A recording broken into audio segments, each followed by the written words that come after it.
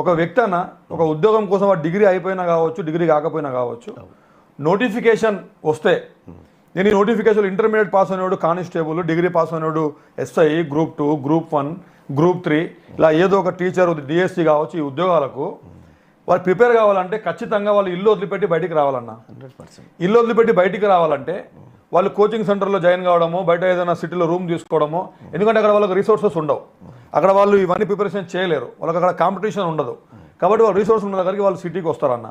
ఇప్పుడు వాడు ఒక అబ్బాయి ఇక్కడికి వచ్చి, ఒక స్టూడెంట్ ఇక్కడికి వచ్చి ఎన్ని రోజులు ప్రిపేర్ కావాలి? First point.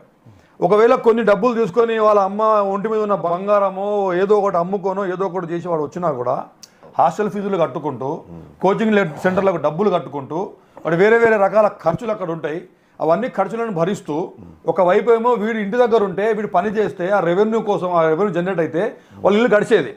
ఒకటేమో అక్కడ రావాల్సిన రెవెన్యూ రావట్లే, రెండోది వీరి మీద ఉల్టా ఖర్చు అవుతుంది, అంటే సమానంగా ఇంకా మైనస్లోకి పోతుండు. అది మళ్ళీ ఎన్ని రోజులు పోవాలో మనకు తెలియదు. సరే కొన్ని రోజులు మేము ఏదో ఒకటి తిప్పల పడతాం, నా కొడుకు ఒక 6 నెలలో 8 నెలలో కష్టపడితే ఈ డేట్ రోజు ఎగ్జామ్ వస్తుంది, వాడు ఖచ్చితంగా కష్టపడి ఎగ్జామ్ రాసి ఉద్యోగం సాధించుకుంటాడు అని అమ్మ నాన్న కూడా వాళ్ళు ఏదో వెయిట్ చేసుకుంటూ ఉంటారు. వాళ్ళకు ఒక ఆశ, వీళ్ళకి ఒక ఆశయం, రెండు కూడా నెరవేరుతాయి, మీకు తెలుసు. అయితే ఇప్పుడు వాడు 6 నెలలు కష్టపడాలన్నా, సంవత్సరం కష్టపడాలన్నా, సంవత్సరంన్నర కష్టపడాలన్నా, ఇక్కడేమో వాళ్ళ జీవిత విలువలు తగ్గిపోతున్నాయి, వీడేమో సంవత్సరాలు గడిచిపోతున్నాయి. ఈ జాబ్ క్యాలెండర్ అనే అంశం అన్న ఈ తెలంగాణ రాష్ట్రంలో, దేశంలోనే ఇవాళ ఇంటర్నేషనల్ లేబర్ ఆర్గనైజేషన్ రిపోర్ట్ ఒకటి ఇచ్చిందన్న. 83% గ్రాడ్యుయేట్స్ నిరుద్యోగులుగా ఉన్నారన్న మన దేశంలో. 83% గ్రాడ్యుయేట్స్ కాదు, ఎబో 10th చదివిన వాళ్ళు, ఎబో 10th చదివి 83% నిరుద్యోగులుగా ఉండిపోతే ఇంకా ఏముందన్న? అసలు main source of income, source of revenue మన దేశానికి అతి అమూల్యమైనటువంటి వనరు యువత. ఆ యువతను మనం రెవెన్యూ జనరేట్ చేసే విధంగా మనం వాళ్ళని యూటిలైజ్ చేసుకోకపోతే ఒకటి గవర్నమెంట్ ఉద్యోగాలు, ఇదంతా ప్రాబ్లం అన్న. దీని గురించి మీరు ఏమంటారు అన్న? మీరు చెప్పింది కరెక్టు. ఒక పేద కుటుంబం నుంచి వచ్చినటువంటి ఒక బిడ్డ ఉద్యోగం సంపాదించడం కోసం తను పడే తాపత్రయం, తను పడేటువంటి వేదన, ఇటు అమ్మా నాన్నను డబ్బులు అడుక్కోలేక, తను సంపాదించలేక, ఒక జీవితకాల లక్ష్యంలో ఒక ఉద్యోగం సంపాదిద్దామని దినదినం నరకం అనుభవిస్తాడు. అవును, అది నేను చాలాసార్లు చూసిన. చాలామంది నిరుద్యోగులు నా దగ్గరికి వచ్చిపోయినప్పుడు నేను కూడా నాకు తోచిన సహాయం ఏదో చేసి వాళ్ళని చేసిన. కానీ ఇప్పుడు ఉద్యోగస్తులకు నేను చెప్తున్నటువంటి మాట, ఇప్పుడు ఎవరైతే ఆస్పిరెంట్స్ ఉన్నారో కరెక్ట్గా కేసీఆర్ ఏం చేసిందంటే 61 ఏళ్ళ సర్వీస్కు పెంచాడు. ఓకే, ఆగస్టులో నాకున్నటువంటి అంచనా, అంటే ముఖ్యమంత్రి గారి ఆలోచన కూడా మేబీ దీనికి దగ్గరగా ఉందని నేను అనుకుంటున్నాను. ఓకే, కొంతమందితో మాట్లాడిన తర్వాత ఆగస్టులో మ్యాక్సిమం ఈ రిటైర్మెంట్స్ అన్నీ ఆగస్టులో ఉన్నాయి. అవును, ఆగస్టులో ఉన్నాయి. కాబట్టి నాకు తెలిసి అంతకంటే ముందే జూన్ 2nd వీకా లేకపోతే జూలై 1st వీకా జాబ్ క్యాలెండర్ ఇచ్చేటువంటి అవకాశం కనిపిస్తుంది. జూన్ జూలై అంటే నాకు అంచనా అవును కనిపిస్తుంది. ఎందుకనంటే ఆ రిటైర్మెంట్స్, వచ్చేటువంటి ఖాళీలు, వీటన్నిటి ద్వారా మనం ఒక జాబ్ క్యాలెండర్ క్లియర్గా ఇవ్వాలనేటువంటి ఇంటెన్షన్ ముఖ్యమంత్రి గారికి ఉంది.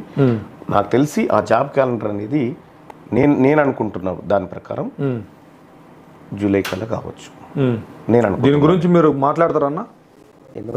సీఎం గారితోనే ఎందుకు ఈ సమస్యలు ఇట్లా ఉన్నాయి, తొందరగా చేద్దామని చెప్పి మీరు ఈ వేదిక మీదుగా చెప్పగలుగుతారన్న స్టూడెంట్స్కి? 100% చెప్తాను. ఒకటి తీన్మార్ మల్లన్న అడగగలుగుతాడన్న, తీన్మార్ మల్లన్నకు వేరే ప్రయోజనం ఉంటే అడగడన్న. ఒకటి ఇప్పుడు సిచువేషన్ ప్రకారం ఇప్పుడే కాదు, అడిగారు, మేము చూసినాం. ఎప్పుడైనా ఇప్పుడే కాదన్న, ఎప్పుడైనా మీరు చూడండి అన్న, మీరు రీసెంట్ అంశాలను ఒకసారి పరిశీలిస్తే ముఖ్యమంత్రి నాకు కాంగ్రెస్ పార్టీ టికెట్ అనౌన్స్ చేసిన తర్వాత మర్యాదపూర్వకంగా సీఎం గారిని కలవడానికి పోయినప్పుడు నాతో పాటు చాలామంది కూర్చున్నారు అక్కడ. అందరు పోయి సార్ థ్యాంక్ యూ నాకు అవకాశం ఇచ్చినందుకు అని చెప్తారు. నేను అది అడగలే, ఈ చిట్టా తీసుకపోయి ఇచ్చిన, ఇక ఇవి ఉన్నాయి. ఏంటన్నా చిట్టాలో ఏముండే? ఈ 317 జీవో, 46 జీవో, తర్వాత ఉద్యోగస్తుల పెండింగ్ బిల్లులు, ఈ డిఏలు, ఇవన్నీ తీసుకపోయి ఇచ్చిన. ఆయన ఇట్లా చూసి కనీసం థ్యాంక్స్ అన్న చెప్పరా అనేటువంటి యాంగిల్లో చూసిండు ఆయన నన్ను. చూసి ఇవి చూపిస్తున్నాం ఏందన్నప్పుడు సరే ఇవి అంశాలు అని చెప్పిన.